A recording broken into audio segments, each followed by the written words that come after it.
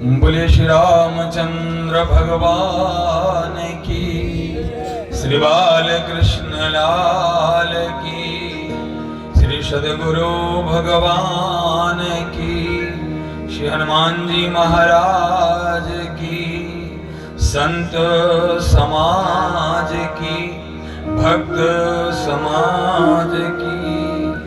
ओम नमः पार्वती पतये हर हर महादेव।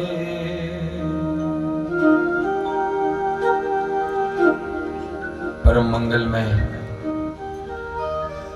परम कृपालु, परम दयालु, अकारण करुणा वरुणालय भगवान श्री कृष्ण के श्री चरणों में कोटिशः नमन। पूज्य गुरुदेव के श्री चरणों में बारंबार नमन। यहाँ पधारे संत समाज, विप्र समाज को मेरा बारंबार नमन। प्रेमी भक्तों, श्रद्धा भक्ति स्वरूपा माताएं बहनों, आप सभी को बारंबार नमन।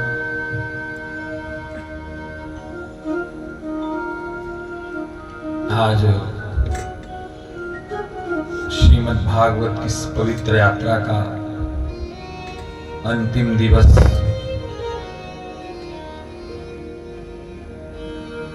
गत दिवस आपने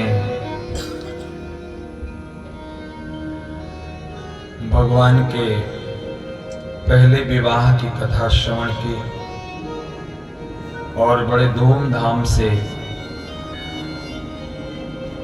भगवान के विवाह उत्सव में हम आप आनंदित हुए।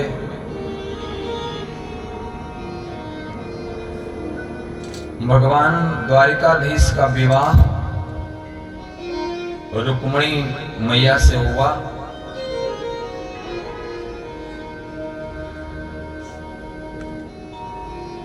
और रुक्मिणी मैया का वो पत्र भगवान द्वारिकाधीश को वो ब्राह्मण देवता लेकर गए और वो पत्र दिया और उस पत्र के कारण ही द्वारिकाधीश और रुक्मिणी मैया का मिलन हो सका।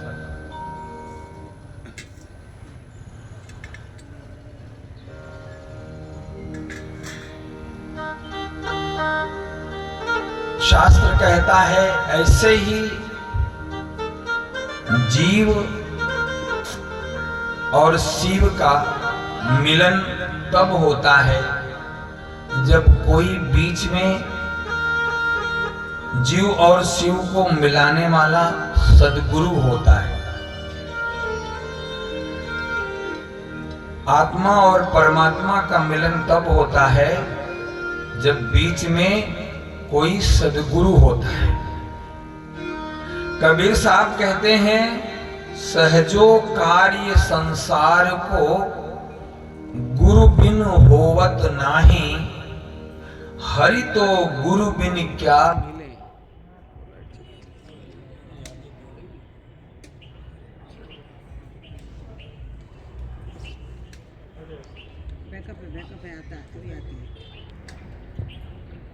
तो कबीर साहब कहते हैं कि सहजो कार्य संसार को गुरु बिन होवत नाही, हरि तो गुरु बिन क्या मिले, जान ले मन माही। इस संसार का सहज सा कार्य, छोटा सा कार्य बिना गुरु के नहीं होता। तो जीव और शिव का मिलन, आत्मा और परमात्मा का मिलन बिना गुरु के कैसे होगा। जैसे द्वारिकाधीश को रुक्मिणी मैया से जब मिलना हुआ, पहली बार तो मिल नहीं पा रहे थे। शिशुपाल ने रुक्मिणी का विवाह शिशुपाल से कर दिया था। जो उनका भाई रुक्मी था उसने शिशुपाल से रुक्मणी मैया का विवाह तय कर दिया था, लेकिन वो ब्राह्मण देवता, रुक्मणी मैया ने वो पत्र लिखा, ब्राह्मण देवता उस पत्र को लेकर गए और उस पत्र के बल से भगवान कुंडलपुर आए। तो ये ब्राह्मण कौन है? यही बीच का गुरु है। भगवान बुद्ध कहते थे कि जितने भी पत्थर है, जितने भी पहाड़ हैं, सब में भगवान की मूर्ति छिपी हुई है, लेकिन उस पत्थर से काट कर छांट कर जो कुछ बिना काम का पत्थर है उसको निकाल देता है, और फिर निकालने के बाद एक शिल्पकार उसी पत्थर, उसी पहाड़ से भगवान की मूर्ति निकालता है। ऐसे ही वो परमात्मा हम में, आप में, सब में छिपा है। हम आत्मा रूप में, परमात्मा सब में छुपा है, लेकिन उसका ज्ञान जैसे पत्थर को काटने छाटने वाला शिल्पी होता है, काट छाट कर उसी में से मूर्ति निकालता है, ऐसे सद्गुरु होता है, ऐसे संत होते हैं, शास्त्र होते हैं, जो हमें आपको धीरे धीरे, जो हमारे आपके अंदर अज्ञान का पर्दा है, जो अज्ञान का कचरा है, जो अज्ञान का पत्थर है, धीरे धीरे वो निकाल देते हैं। फिर तो जो आत्मा वही परमात्मा। और उसके लिए जैसे शिल्पी पत्थर को तोड़ने के लिए छेनी चलाता है, ऐसे ही सद्गुरु अपने ज्ञान की छेनी चलाता है, भगवान के नाम की छेनी चलाता है। तभी तो हम आप भगवान के नाम का मंत्र जपते हैं, क्योंकि ये अज्ञानता को काटने के लिए है।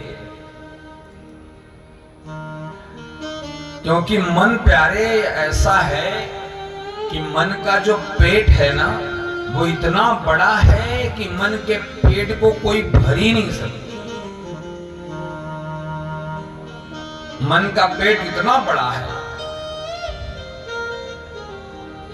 एक राजा के पास एक बकरा था। राजा उस बकरे को कितनी भी घास चराता था, खिलाता था, और अपने प्रजा के जो उनके सेवक थे उनको दे देता था कि जाओ बकरे को खिला लाओ जिससे इसका पेट भर जाए। और जब शाम को वो खिलाकर लाते थे तो राजा हरा चारा दिखाता था, तो बकरा उस हरे चारे में मुंह मार देता था। तो राजा को लगता था कि मेरा बकरा लगता है सदा भूखा रहता है। फिर उसने ऐलान कराया कि भैया मेरे बकरे का जो पेट भर देगा मैं उसको 5 गांव दे दूंगा। अब भैया गांव-गांव से लोग आने लगे कि बकरे का पेट भर जाए और उसे तो 5 गांव मिल जाएगा। कोई आया ले गया, दिन भर बकरे को उसने चराया और खूब खिलाया। बकरे का पेट देखो तो ऐसा कि फट जाए, इतना खिलाया। और जो ही शाम को वो राजा के पास लाया, सो राजा ने एक हरा चारा का टुकड़ा दिखाया, बकरे ने उस पे मुंह मार दिया। राजा ने कहा कि भैया कैसे तुम खिला के लाए, इसका मतलब हमारे बकरे का पेट भरा नहीं। अब वो किसान सोचे कि महाराज मैं सुबह से तो लगा हूं खिलाने के लिए, लेकिन आप जानते हैं बकरे की आदत है कितना भी पेट भरा हो उसका मन जो है नहीं भरता, इसलिए कितना ही पेट उसका भरा हो एक बार आप हरा चारा दिखा दो उसमें मुंह मार ही देगा। दूसरे दिन कोई दूसरा आया, उसने भी खूब पेट भरकर चराया और शाम को राजा के सामने लाता और राजा हरा चारा दिखाता, सो बकरा मुंह मार देता। ऐसे ही तीसरे चौथे दिन कोई किसान लेके जा रहा था, रास्ते में एक महाराज मिल गए। महाराज ने कहा कि बकरा लेके कहां जा रहे हो? बोले महाराज बकरा अगर इसके पेट को जो कोई भर देगा तो 5 गांव मिल जाएगा। महाराज ने कहा देखो हमें तो 5 गांव चाहिए नहीं, लेकिन अगर तुम बोलते हो तो चलो राजा के पास, मैं बकरे का पेट भर दूंगा। किसान और बाबा साथ में आए, राजा से बोले महाराज ये बाबा जी बोल रहे हैं कि हम बकरे का पेट भर देंगे। तो राजा ने कहा ठीक है तुम भर दो महाराज। अब महाराज जी बकरे को ले गए, बकरे को ले गए तो उन्होंने दिन भर में हरे चारे का एक दिन का भी नहीं खिलाया। और लोग तो ले जाते दिन भर खिलाते थे, पेट भर कर लाते, पर महाराज जी जो बकरा ले गए तो एक दिन का भी नहीं खिलाया। क्या खिलाया फिर? उन्हें पता था कि भैया हरे चारे से इसका पेट तो भर सकता पर मन नहीं भरता इसका, तो हम इसका पहले मन भरेंगे। पेट भरने से कुछ होता नहीं, इसका मन भरेंगे। तो मन कैसे भरेंगे? अगर वो ज्ञानवान होता तो जरा ज्ञान देके समझा के बुझा के संतुष्ट कर देता आदमी, पर बकरा तो बकरा, बकरा कोई प्रवचन थोड़ा सुनेगा, बकरा तो डंडा ही समझता है। तो बाबा जी ने क्या किया, कुछ भी खिलाया नहीं। क्या किया, दिन भर हरा चारा दिखाते रहे उसको, हरा चारा दिखाए और बकरा अपने स्वभाव से उस पर मुंह मारे, और मुंह मारे उसके पहले महाराज ने जो बड़ा डंडा लिया था सो डंडा मारे। बकरा को हरा चारा दिखाए, जो ही वो मुंह मारे खाने के पहले ही डंडा मारे। दिन भर ऐसा डंडा मारा, ऐसा डंडा मारा कि बकरे के मन में लग गया कि भैया हरे चारे में खतरा है, हरा चारे में मुंह मारो मतलब डंडा खाओ। फिर तो वो सायंकाल तक तो इतना पक्का कर लिया कि महाराज जी हरा चारा जिधर दे उधर से वो मुंह उल्टा कर ले कि अब हरा चारा हम नहीं खाने वाले, करंट मार रहा है। जैसे हम आप बहुत बचते हैं ना करंट से कि भैया तार से बच के रहना, दिखता तो कुछ नहीं है, लेकिन जब करंट लगता है ऐसे ही बकरा समझ गया कि भैया इसमें करंट है। हरा चारा देखे तो ये अपना मुंह उल्टा कर ले। बाबा ने कहा अब पेट भर गया इसका। खिलाया एक दिन का नहीं, पर जहां खिलाना था वहीं खिलाया उन्होंने। पेट को खिलाना नहीं था, मन को खिलाना था। शाम को महाराज जी ले आए राजा के पास, महाराज आपका बकरा एकदम पेट भर के आया। राजा बोला और दिन तो इसका पेट भी दिखता था, आज तो पेट से पेट मिल गया है। और बाबा बोल रहे हैं कि एकदम पेट भर के लाया हूं। और राजा अपनी शर्त के हिसाब से हरा चारा उठाया, और हरा चारा देखते ही बकरे ने उल्टा हाथ कर, वो समझ गया कि इस हरे चारे में भी करंट ही होगा। अब उसके मन में बैठ गया हरा चारा मतलब डंडा, हरा चारा मतलब दुख, हरा चारा मतलब दंड। तो ये बकरा कौन है? वास्तव में जो बकरे का मन है ना, वो हमारा आपका भी मन है। अब इसको तो केवल हम आप संयमित कर सकते हैं भगवान के नाम के जप से, इंद्रियों के संयम से, संतों के सत्संग कथा से। भगवान की कथा यही हमारे आपके मन का डंडा है। हमारा आपका मन भी बकरे जैसा है। अगर हम आप इनका सहारा नहीं लेते हैं, सदगुरु का सहारा नहीं लेते हैं, तो हम आप भी मन को भटकाते, क्योंकि हमारा आपका मन सभी का ऐसा ही है। मन पर कभी भी भरोसा नहीं करना। कहते हैं कि मन का भरोसा जब चिता पे आदमी जाता तब तक समझ लो उसका कोई भरोसा नहीं। चिता के बाद ही होता है कि भैया अब मन रुक गया। तो मन रूपी बकरे को दंडित करना है। वो भी कैसे?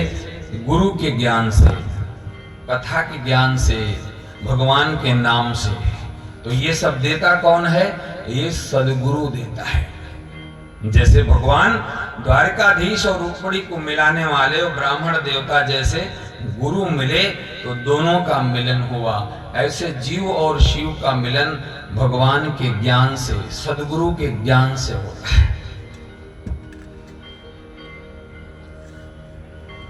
तो भगवान का पहला विवाह रुक्मणी से हुआ और भगवान का पहला पुत्र पैदा हुआ जिसका नाम प्रद्युम्न रखा गया। लेकिन क्या हुआ कि भगवान का पहला विवाह प्रद्युम्न हुआ, रुक्मणी मैया जिस समय प्रसूति गृह में ही थी उसी समय संबरासुर नामक एक राक्षस प्रद्युम्न को चुरा ले गया। और चुरा क्यों ले गया? चुरा इसलिए ले गया कि वो किसी ज्योतिषी के पास गया था और उसने अपनी हस्त रेखाएं दिखाई, मस्तक रेखाएं दिखाई, तो ज्योतिषी ने कहा कि संबरासुर तुम्हारी मृत्यु तो भगवान कृष्ण के पहले पुत्र के हाथ है। इसलिए वो बहुत समय से देख रहा था कि कृष्ण का विवाह हो और कृष्ण का पहला पुत्र हो, मैं उस पहले पुत्र को मार दूं तो मैं मृत्यु को जीत लूंगा, क्योंकि मेरी मृत्यु प्रद्युम्न के हाथ है। इसलिए संबरासुर, रुक्मणी मैया प्रसूति गृह में थी, उसी समय ही संबरासुर ने प्रद्युम्न को चुरा लिया और चुराकर आकाश मार्ग से जा रहा था अपने राज्य में और रास्ते में मिल गए नारद जी। नारायण नारायण नारायण नारायण करते नारद जी ने कहा कि संबरासुर कहां जा रहे हो और ये तुम्हारे हाथ में बालक किसका है? संबरासुर ने कहा महाराज ये कृष्ण का पहला पुत्र है। नारद ने कहा कि कृष्ण के पहले पुत्र को आप लेकर कैसे जा रहे हो? बोले महाराज ये कृष्ण का पहला पुत्र है और मेरी मृत्यु का कारण है, इसलिए महाराज मैं चुरा लाया हूं और मैं इसे अपने राज्य में जाकर मार दूंगा और फिर मैं अमर हो जाऊंगा। अब नारद जी ने कहा कि संबरासुर तुम इतने बड़े राजा हो और अपने राज्य में एक छोटे से बालक को, एक छोटे से अनाथ शिशु को ले जाकर अगर उसकी हत्या करोगे तो आपका अपयश हो जाएगा। अरे छोटा सा बालक है, इसको आप तो समुद्र में फेंक दो, ये तो स्वतः मर जाएगा। नारद जी की बात संबरासुर को समझ में आ गई, सो संबरासुर ने उसको समुद्र में फेंक दिया। अब जाको राखे साइया मार सके ना कोई, बाल न बाका कर सके चाहे जग बैरी होए। प्रद्युम्न को समुद्र में तो फेंक दिया, लेकिन छोटे से प्रद्युम्न को एक मछली ने खा लिया। प्रद्युम्न को एक मछली निकल गई और संयोग से मछुआरे ने जब जाल फेंका तो वही मछली उसके जाल में आ गई और वो मछुआरा उसी मछली को लेकर संबरासुर के दरबार में पहुंचा और बोला राजन हम आपकी प्रजा हैं और आज मैं समुद्र में मछली मारने गया, सो आज बहुत ही सुंदर मछली मेरे जाल में आई है, तो मैंने सोचा मैं आपको ये भेंट करूं और आज के दिन आप इसका भोजन करो। संबरासुर भी बड़ा प्रसन्न हुआ, उसने वो मछली ले ली और अपने रसोई में भेज दिया। अब रसोई में जब मछली को काटा गया तो उसमें से वो प्रद्युम्न जो है जीवित निकल आए। छोटे से बालक थे, जीवित निकल आए। तो उनकी रसोई में एक स्त्री रहती थी जिसका नाम था मायावती। मायावती कौन है? ये साक्षात कामदेव की पत्नी है। और यहां क्यों रह रही है? क्योंकि जिस समय भगवान शंकर समाधि में थे और देवताओं को लगा कि इस समय तारकासुर का आतंक चल रहा है और तारकासुर को कोई मार सकता नहीं है, उसे वरदान है कि भगवान शंकर का पुत्र ही तारकासुर को मार सकता है। और भगवान शंकर समाधि में है, सती की मृत्यु हो गई है, सती अपने शरीर को नष्ट कर चुकी हैं और अकेले भगवान शंकर समाधि में हैं। देवता सोचते हैं कि अगर भोलेनाथ किसी से विवाह नहीं करेंगे तो फिर तारकासुर को मारने वाला उनका पुत्र कहां से पैदा होगा। इसलिए सारे देवताओं ने कामदेव से कहा कि कामदेव आप भोलेनाथ की समाधि तोड़ो, जिससे वो समाधि उनकी टूटेगी, उनका फिर से कोई विवाह होगा, फिर उनका पुत्र होगा, फिर वो तारकासुर मारा जाएगा और हम सुखी होंगे। तो सारे देवताओं ने कामदेव से निवेदन किया। सो कामदेव भगवान शंकर की समाधि तोड़ने के लिए आया और सारा उसने अपना प्रपंच रचा और भगवान शंकर की समाधि टूटी। और टूटी तो भगवान शंकर बड़े क्रोधित हुए, कामदेव पर इतना क्रोधित हो गए कि भगवान शंकर ने तीसरा नेत्र खोल दिया और कामदेव वहीं भस्मीभूत हो गया। अब कामदेव जब भस्मीभूत हो गया तो उसकी जो पत्नी रति है उसको पता चला कि भगवान शंकर क्रोधित होकर मेरे पति को भस्मीभूत कर दिया। वो रोती बिलखती दौड़ी भगवान शंकर के पास आई, हाथ जोड़ के निवेदन किया, प्रभु इसमें हमारे पति की क्या गलती थी, देवताओं ने भेजा था महाराज, अब मेरा क्या होगा, मेरा पति तो अब भस्मीभूत हो गया, मेरा क्या होगा। तो भगवान शंकर ने उसे आशीर्वाद दिया कि देवी इस समय तो तुम्हारा पति भस्मीभूत हो गया है, लेकिन काया रूप में, शरीर रूप में तो तुम्हारा पति जब भगवान कृष्ण का अवतार होगा, उनके जो पहले पुत्र होंगे वो वही तुम्हारे पति होंगे। तो मायावती उसी रसोई में काम कर रही है जहां प्रद्युम्न पहुंचे। अब उस रसोई में एक स्त्री थी तो और लोगों ने मायावती को छोटा सा बालक दे दिया, देवी आप इसकी रक्षा करो, इसका पालन पोषण करो।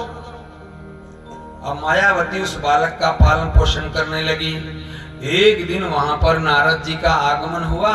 सो नारद जी ने देखा कि मायावती के हाथ में वो छोटा सा बालक। नारद मुस्कुरा के बोले, देवी आप जानती हो ये कौन है? मायावती ने कहा ये छोटा सा बालक है, ये एक मछली के पेट से निकला है, हम उसका पालन पोषण कर रहे हैं। नारद जी ने कहा, देवी ये कोई नहीं है, ये तुम्हारा पति कामदेव है और भगवान कृष्ण का पहला पुत्र प्रद्युम्न है, ये साक्षात तुम्हारा पति है। और जब मायावती को ये पता चला कि ये बालक मेरा पति है तो अपनी विद्या से थोड़े ही दिन में उसे युवान कर दिया और उसे ये बता दिया कि ये जो संबरासुर है ये तुम्हारा शत्रु है और तुम भगवान वासुदेव के पुत्र हो, द्वारिकाधीश के पुत्र हो, इसलिए संबरासुर और प्रद्युम्न में युद्ध हुआ और प्रद्युम्न ने संबरासुर को मार दिया और फिर दोनों द्वारिकाधीश के यहाँ द्वारिका पहुंचे। जाकर रुक्मिणी मैया को प्रणाम किया। रुक्मिणी मैया ने पूछ लिया कि लाला तुम कौन हो? तो प्रद्युम्न ने कहा कि मैया मैं तुम्हारा पुत्र हूं। रुक्मिणी ने कहा मेरा पुत्र तो छोटेपन में कोई ले गया चुरा कर। बोले मैं वही तुम्हारा पुत्र प्रद्युम्न हूं और ये मायावती तुम्हारी बहू है। रुक्मिणी ने कहा कि ये कैसे हो सकता है? बोले ये मायावती की माया है, इसने थोड़े समय में अपनी माया से मुझे युवान कर दिया। इतने में वहां नारद जी फिर आ गए और नारद जी ने रुक्मिणी मैया से बता दिया कि हाँ मैया ये वास्तव में ही तुम्हारा बेटा, इसे संबरासुर चुरा कर ले गया था, ये आपका ही बेटा है और ये आपकी बहू है। फिर तो दोनों का प्रद्युम्न और मायावती का बड़े धूमधाम से विवाह हुआ। अब भगवान का पहला विवाह तो हो गया और इधर पुत्र का भी विवाह हो गया और अब भगवान का दूसरा विवाह हुआ।